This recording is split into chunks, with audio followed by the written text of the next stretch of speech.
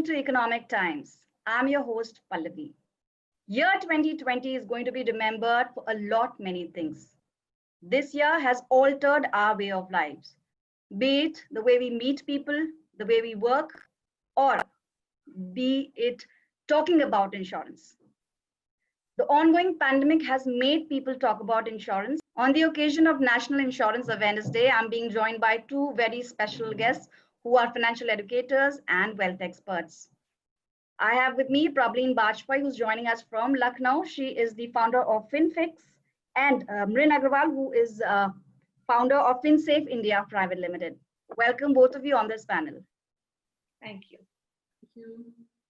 To begin with, all of us suddenly have started talking about insurance, how important it is, but whatever has happened or is happening was unprecedented. Nobody had earlier thought about it. Nobody had thought that this problem would become this large. So talking about insurance in today's times, what is the importance and has it become more relevant than ever? Prableen, I would like to start with you. Thanks, Pallavi.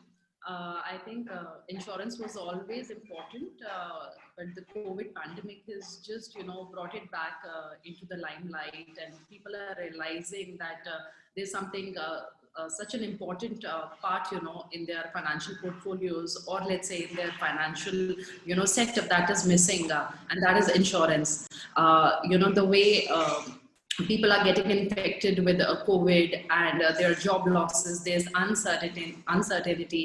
Insurance has definitely emerged as something which people are now looking out for. And I think the number of searches on Google has actually gone up. How do you get a life insurance? How do you get a health insurance cover? Surely. In fact, as ET spoke to different corporates, different companies from the insurance sector, all of them unanimously said that there has been a 100% surge in terms of the queries people are posting on portals.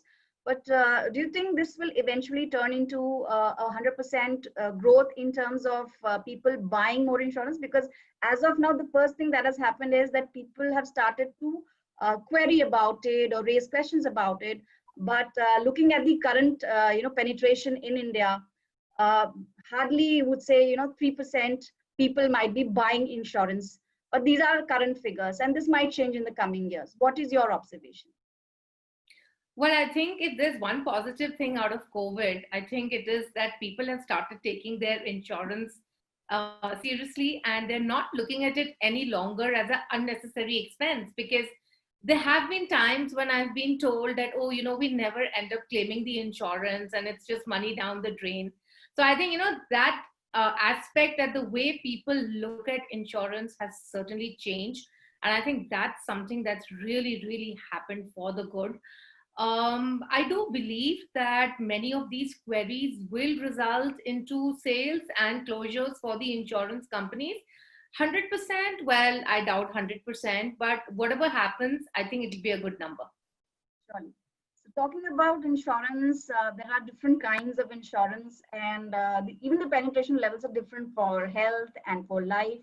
So probably if I would like to know from you as a financial expert and somebody who spent almost a decade, more than a decade into financial planning, what are the kinds of insurance then in which an individual is likely to need in her or his life cycle, and how to choose the right type of insurance? What would you say on that?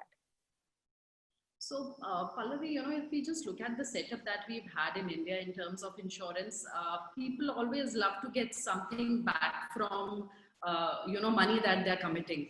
And that is why we've always had this mix of insurance plus investment kind of plans, because that's something where people feel that, oh, at least at the end of those 10 years, 15 years, 5 years, I'm going to get something back.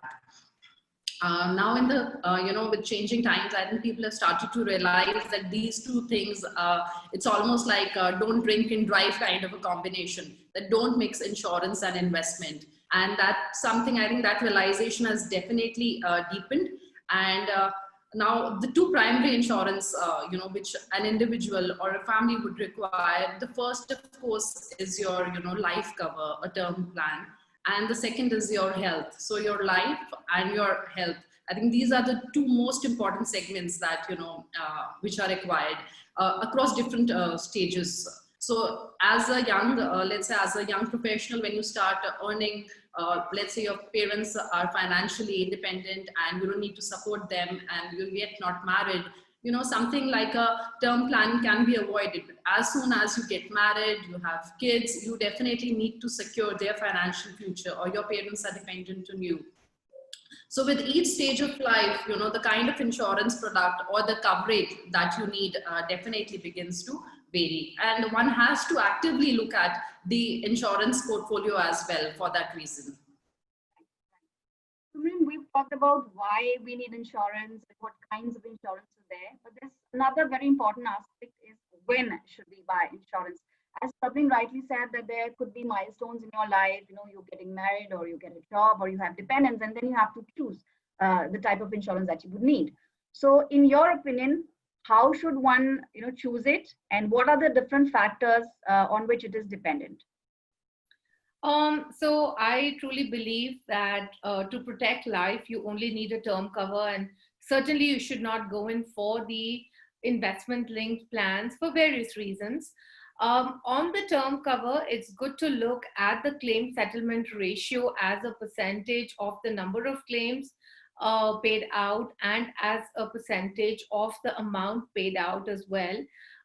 So a combination of looking at the premium, the claims ratio, the sort of company that you're buying it from would be a good way to start on the term insurance. As far as health insurance is concerned, I think there's so much to look at. Earlier on, you would typically look at exclusions in the policy and probably the waiting periods. But I think what has really come out now is that it's very important to look at things like what is the room rent limit, or what are the exclusions in terms of the consumables. So typically consumables, and in the COVID era definition, your PPEs were not included right till recently. So and things like these also need to be looked at very carefully in terms of what is included, what is not included, what are the waiting periods, are there any co-payments to be made. Over the last few years, deductibles are becoming more common now in India. So essentially your sublimits, inclusions, exclusions, waiting periods, as well as co-payment. These are the four main things that you need to look at when you buy the health insurance, and please don't go only by the premium. Surely, but then as we all know, Indians are very particular about, where they're putting the money. And that is the reason why, investment come insurance policies, which are actually not insurance policies, inadequate cover. There's more sold, and there are a lot of cases of mis-selling. Anyways, we'll cover all of that in our Q&A session. But talking about insurance and its relevance in today's times, Praveen, I would like to know from you, can this be said that this is no more optional? We're talking about health insurance as well as life insurance. Has it become a necessity, or you think there might be, cases or individuals who may or may not buy a certain type of insurance? What is your say? I think it was a non-negotiable even earlier, but people were still not buying it. Again, for the typical reason that, I need to pay so much for the next, let's say 20 years, and what do I get back? I don't get back anything, like a simple term plan, So that mentality, I think, where you're not able to, come out of that, what am I going to get back from the money I'm committing, I think has always, spoiled the party.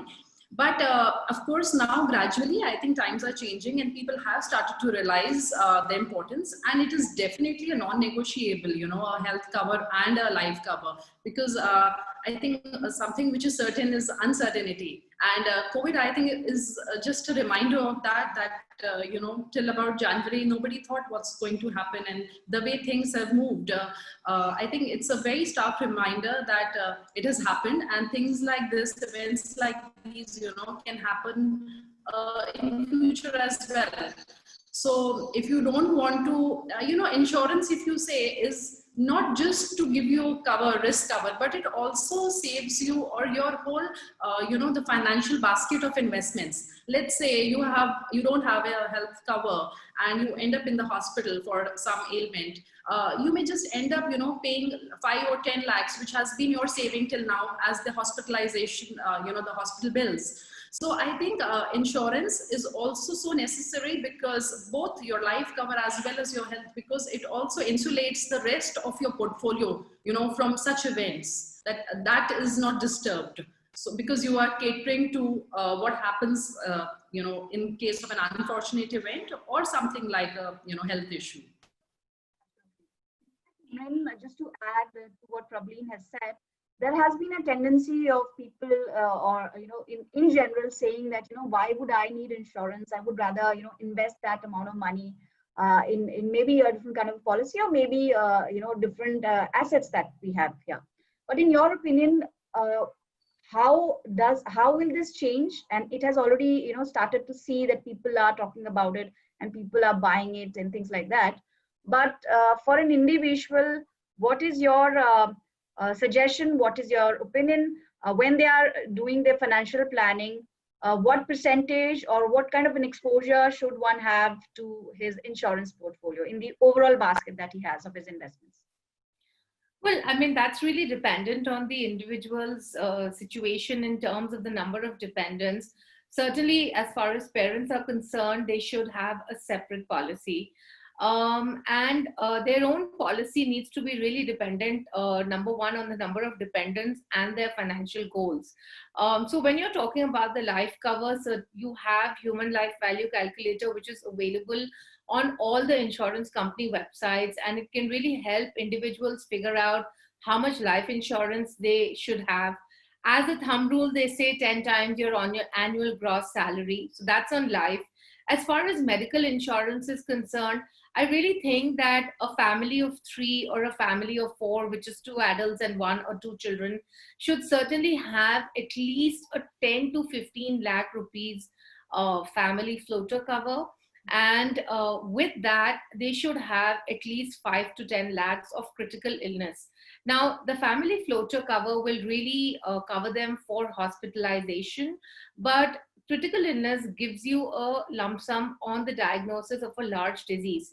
The reason that I'm giving these amounts is that today the cost of medical care is really high, and like smaller illnesses itself cost you like 1 or 2 lakhs to treat, right? So if a person is getting a larger illness like cancer or a kidney disease or something like that, certainly everything is not linked to hospitalization. So the critical illness would help because it would give them a lump sum on the diagnosis of the disease, and it's nothing to do with hospitalization. They can use this lump sum the way they want to use it, essentially, right? So I would say at least 10 to 15 lakhs of family floater and at least 5 to 10 lakhs of critical illness is what a family of 3 or 4 would need. Of course, you have to keep in mind pre-existing diseases and the family history of the family medical history as well. And based on that, you might decide to have higher covers. I'll just like to add something here, Pallavi. I'll just like to add something. Can you hear me? Yeah, sure. Please go ahead. So, like Min, rightly pointed out that the life cover has to be approximately 10 times of, let's say, your take-home annual income. But individuals must be mindful of the fact that with any additional debt burden that they undertake, they must cater to that part as well through a term plan. So let's say an individual with a 1 crore, term cover, but now has a 50 lakh home loan on him or her, must also cater to that part of, the debt with an additional term. Otherwise, in case of an unfortunate event, half of it would go to repaying the loan only. So the debt must be covered as well with the, when you're looking at your life cover. Right. So what our experts mean is that an important factor which plays while you are choosing insurance is your individual, debts, your exposure to loans, any liabilities that you may be having. All these factors would depend how you should be choosing your cover and what should be the cover amount. We'll try to cover all of this in the Q&A session, which is right after the discussion. But just to take the discussion forward, Prableen, I would like to know from you, as Mrin mentioned about some online calculators and things like that. If we imagine insurance some 10 or 15 years ago, things were absolutely different.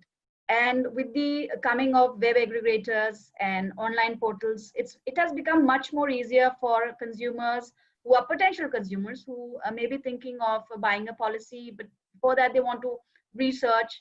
And the availability of information on the internet has made buying insurance much more easier. The way one would compare, mobile phones or any new device that one person might be picking up, insurance has also come into a category where people do their research, they can compare different companies, different premiums, and then go for it. So do you think that because of digital availability of insurance or digital distribution of insurance policies, not only life insurance, health insurance, and other types of insurance which form a very minuscule part in the entire portfolio, be it somebody insuring their high-end mobile or somebody insuring their laptop or any such thing? What is your say on the digital advent of insurance? What do you have to say on that? I think it's wonderful. The availability of online platforms is a very, very good thing for the consumer, definitely, because I think any consumer is able to now take a much more informed decision. So, going from one office to the other to find out details about a policy, read through a lot of documents, of course, is very cumbersome. When you're there on an online portal and, you get the comparisons, you're able to see, what is being offered to you. It definitely, makes life easier. It helps an individual to have a more, quantitative view on what is being offered.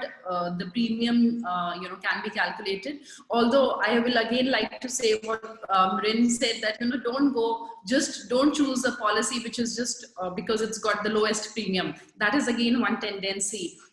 So a lot of other factors have to be seen, but I think the digitalization definitely has and will play a much bigger role in the penetration of insurance that we are seeing in India. Rin, you want to add something to the digital availability of insurance and how this has made things much more easier?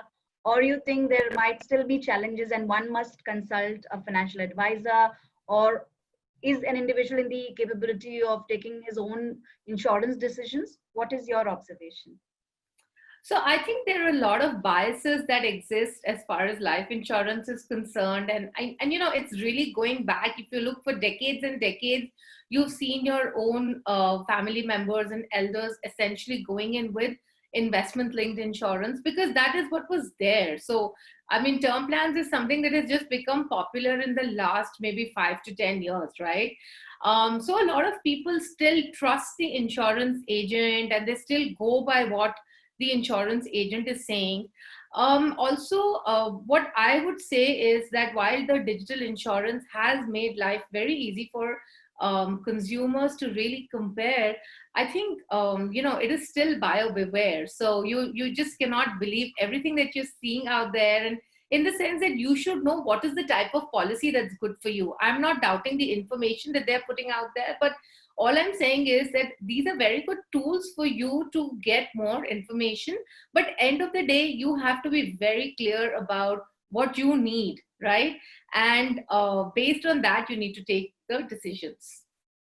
So what it basically means that it begins with you. It will depend on your liabilities. It will depend on your requirements. You have to evaluate everything on your own and then go ahead with that. On this note, let's start up with the questions that some of our viewers have sent. I begin with Prabli. The first question is quite relevant, and a lot of people, they wanted to know about policies which cover COVID-19. So COVID-19, is it covered by default in all the health insurance policies, or is there any condition to it? Because in the present scenario, most of the companies have to cover it. But is there any instruction from the government? What is the whole thing about it? So let's first look at the life cover, Pallavi. So in case, of death due to COVID, now, will the beneficiary be given the, claim amount? So broadly, yes, for all existing life covers, COVID is covered by the insurers now. And IRDAI had instructed, a couple of months back that all the existing health policies also have to include COVID in the cover that they provide. But of course, for anybody who's now going to buy a term plan or a health cover, I think that is where the main difference would lie from company to company, different insurance companies, because with any such event there is, and in fact in day before's newspaper also it was there, that we are definitely going to see a bit of a hike, let's say, in the premiums that going forward, as well as maybe slightly more stringent health checkups, or they're going to be more careful with plus your past history, whether you were you had COVID Yeah, or the medical were you history, diagnosed earlier. Sure. Yeah, so that is definitely going to play a role. But broadly, the companies have been instructed, to specifically cover COVID, because again, going back to basics, that health insurance in India as a coverage has been so limited. So there are people out there who probably suddenly have felt the need and do not have the comprehensive health plans. When do you want to add something to this? Because as the thumb rule goes, a person who is buying the policy also has responsibility to declare, all of his medical history, any treatment that he's gone through, and that affects his claim ratio as well. As in, at the time of claim, if he has hidden something from the insurer, he might have to, face a backlash, and his claim might be rejected. So, do you want to add something to this question, since Praveen has already mentioned that all the companies are including COVID-19 health as well as life insurance companies? From your end, is there any input on this? Yeah, so I think, the main thing is that, again, while everybody is including it, I don't know. Typically, if you see the size of insurance covers that people have taken, they're quite inadequate. If you've got admitted to a large hospital in Delhi, your cost is going to be anywhere between 4 lakhs and 10 lakhs. So I'm not sure whether, the cover that a person has will be sufficient enough. And so while COVID has been included in many policies, and now there's a new COVID standard policy as well, the whole point is that ensure that you have the right amount of cover, and of course declare everything correctly, because as Praveen also said, that everybody is going to be probably more stringent and about the actual cause of death and stuff like that. So The second question from Rin. The question is that at what age should I be buying my first policy? Viewer has not mentioned whether he's talking about a health insurance or a life insurance policy, but though we've covered that in the opening session, that it would depend on your individual requirements. But is there anything to do with age? Because as far as we know, I think premiums are connected with your age. Higher the age, the premiums will go up. So is it good? Is it better that an individual, once he's on his toes, once he started work, he should be going ahead with the life insurance policy? What do you have to say? well, I think certainly he or she should have a health insurance policy right away. We work with a lot of companies on financial well-being of their employees, and there are companies that tell us that actually the youngsters don't want to sign up for medical insurance because they believe it's not necessary, and many times they come back signing up for it once there's been a medical issue in the family or with their parents, for example, right? So I believe that having medical insurance cover is really important. But also, I think you should not only look at the employer cover, you should also have an independent cover, because these days, with the job insecurity, I don't think that you can only rely on the employer cover. So that's as far as health is concerned. As far as life is concerned, you can always start with a small cover, again, really dependent upon how many dependents. So if your parents are dependent on you, for example, then certainly you should take the life insurance right away, right? So again, the quantum of the life insurance depends upon what are your responsibilities, what are your financial goals, what are your liabilities, what are the number of dependents you have. Maybe if you don't have any dependents and you don't have any loans, then obviously, it can just be a small amount, but it's something that you have to keep evaluating on a regular basis. Next question I'm taking from Pavleen. The question is that those who have pre-existing medical conditions, which in medical terms is called as the pre-existing disease, they're more prone to illnesses, and especially we're talking about COVID here. So are there any specific plans which cover pre-existing diseases? So Pallavi, typically, again, all different insurance providers will have their own, offerings. But if we see that in cases where, let's say, a person has diabetes or has a hypertension, in such cases, even on declaration, and if it's within permissible limits, the premiums will typically be higher than for a healthy person. So it's not that you cannot get a health cover, but you'll have to definitely pay a higher premium for getting the requisite cover for yourself. And there are some lock-in or maybe some waiting periods also for particular diseases. Is that so? I didn't get you. There are also some waiting periods in different policies which are designed for Yes. pre-existing diseases. Yes. So again, so that is the fine print that one needs to go through while picking the, insurance, whether you need a comprehensive coverage, and along with that, what kind of a critical cover are you going to take? What is the waiting period? What is your pre-existing disease? It actually depends on that. So depending on what are you already predisposed to, what is the disease that you have, based on that, the treatment, or let's say the offering from every different insurance company, that would vary. But the premiums will definitely be higher. If you're getting a coverage plus the waiting period, would again be probably higher in such cases. So in case an individual has a pre-existing medical history or a disease, then he or she will have to shell out more money for the premiums. Next question is for Mrin, and it's about ULIPs. So far, we have not really talked about equity-based or market-linked policies. But one of our viewers, he's written that looking at the situation in the stock market, there's been so much of volatility. Stock markets have been battered.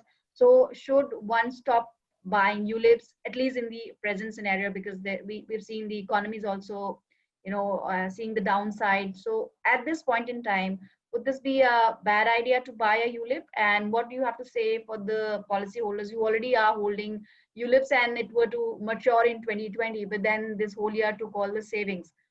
What is your say? Well, actually, I think it's a bad time to buy ULIP at any point in time. Forget right now.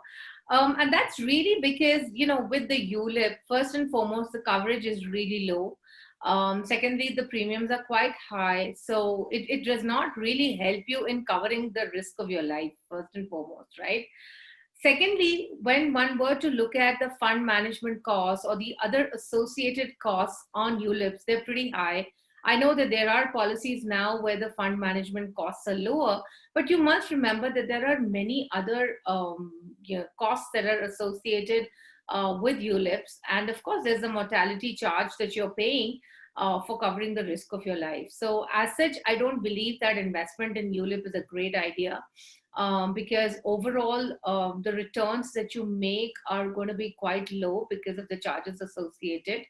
And hence, whether it is right now when the markets are down or at any point in time, I do believe that you should just stick with the term plan and plan your investments in more cost-efficient investments. What could be the alternative? Would doing an SIP in a mutual fund would be a better way of investing than putting your money into a mix kind of a tool like ULIP, which is a mix of insurance as well as investment? Yes, absolutely. I mean, taking a term plan and then investing your money as per your financial goals and your investment horizon in other instruments would be a better idea. I mean, even PPF today is going to give you like 7%. Yes, I know the rates are going to fall, but certainly there are other investment instruments like mutual funds also that are available both on debt and equity, which can give you a better return. I'd also like to bring up, there are some capital guaranteed plans that are being offered right now. And again, always remember that the price for the capital guarantee that you pay is pretty high, and the price that you pay is compromising on the returns at the end of the day. So you have to decide, whether the capital guarantee is more important or getting a good return that can beat inflation is more important. So there are 2-3 things which our expert has observed, that whatever policy you buy or whatever instrument you buy, you need to keep your investments and your insurance separate, and also consider inflation while you are putting your money in any of the tools. Next question is for Prableen, and that's a very sad and very concerning question. Our reader says that I've lost my job like 2 months ago, after the lockdown, and without any additional source of income, it's getting really difficult to pay the premiums. So what can be done at this point in time? If I stop paying the premiums, he's not mentioned whether it's a monthly or a annual kind of thing, but whatever the case be, there are a lot of queries and people who are finding it really difficult, because even for loans, RBI announced a moratorium of 3 months, which was extended for another 3 months. But for insurance policies, people have to pay, be it they have having their salaries on time or not. So at this point in time, if somebody stops paying the premium, what happens to his policy? So Pallavi, I'll also like to continue, the discussion on ULIP that we were having, because it's connected to this. So, I was having a conversation with a pilot, and he's seen almost a 50%, cut in his salary, and he's stuck with a ULIP, which he didn't know is a ULIP, and that has an annual premium of 6 lakhs. Now that's a huge sum. That's a huge commitment. So, on realizing that that is something that he needs to pay on an ongoing basis, on an annual basis, he decided to stop it. So now this is where the flexibility with, other investment products and something which is linked with insurance, that is also the difference which arises, because though now he has the option that he need not pay the rest of the premiums, his money will not be returned to him now for the next 5 years. So his premium is stuck, the first year premium, and that he would only get back at the end of 5 years. So the flexibility in terms of getting your money back or stopping your payments is definitely much lesser in case of insurance. Vis-a-vis, you mentioned SIPs, with a 1 month's notice, you can actually just stop the payments, and there's much more transparency. Now coming to the question whether you're not able to pay premiums, IRDA did, come up with a 30-day grace period. That is what I understand, that they did come out with a 30-day grace period for payment of premiums for those who were not able to pay on time earlier. So moving on to the next question, there has been a lot of talk about mental health. Mrin, I would like you to answer this one. One of our viewers, looking at the situation currently, we're seeing a lot of news around suicides and mental stress and trauma because of lockdown and things like that, which is quite unfortunate. Is mental health generally covered in health insurance plans? I mean, what is the information that you can share with the viewers? Yes, mental health is included, and I think in last year the Supreme Court also put an order on this. So I think IRDA has told all the companies to include mental health as well as a part of the policy. But I think, what happens with mental health is that I don't think a lot of mental health actually requires hospitalization. And that's where you need to ensure that your policy includes OPD expenses, because typically, even if you are taking treatment for mental health, it's not going to require hospitalization. I think maybe 15% of cases actually require hospitalization. Most of them are through therapies itself. So I think that's the point to keep in mind, that while the policies do include it, your policy should cover OPD in order for the mental health expenses to actually get covered. And are there any conditions which are not covered in health insurance policies? Is there anything that which is not covered? I've heard somewhere, or maybe read somewhere, that something to do with cosmetic surgery or something. There are some exclusions. Yes, I think understand that. Yeah, certainly. I mean, those are not covered. I think typically dental treatments and cosmetic related. Of course, treatment during policy, during the first month of the policy or during policy waiting periods, all those are typical exclusions which are there in most policies. So moving on to the next question, there is a lot of uncertainty in terms of economic growth, and we have also seen the numbers growing every day. India is, about to touch the 5 lakh mark in terms of COVID cases. There is a viewer question, and it says that at this point in time, if somebody is planning to buy insurance, there is somehow a trust deficit when it comes to private companies. What is your say on this? Should one consider whether it's a private company or whether it's a public company like LIC while he's buying a life insurance? Because insurance is something people don't really read the documents. People still till date, even if you look at the tier 2, 3 cities, they don't like getting into the documentation process. So considering the trust deficit that people have and the trust people have on LIC, what do you say? Does it matter whether it's a private policy or whether it's a public insurance policy? Well, I think, if one were to say that all the features of the policy were the same, right? So, I mean, obviously there might be some changes in the features of the policy, but as long as the features of the policy is the same, I don't think, that going in for the public or the PSU insurance companies is better than, going in for the private ones.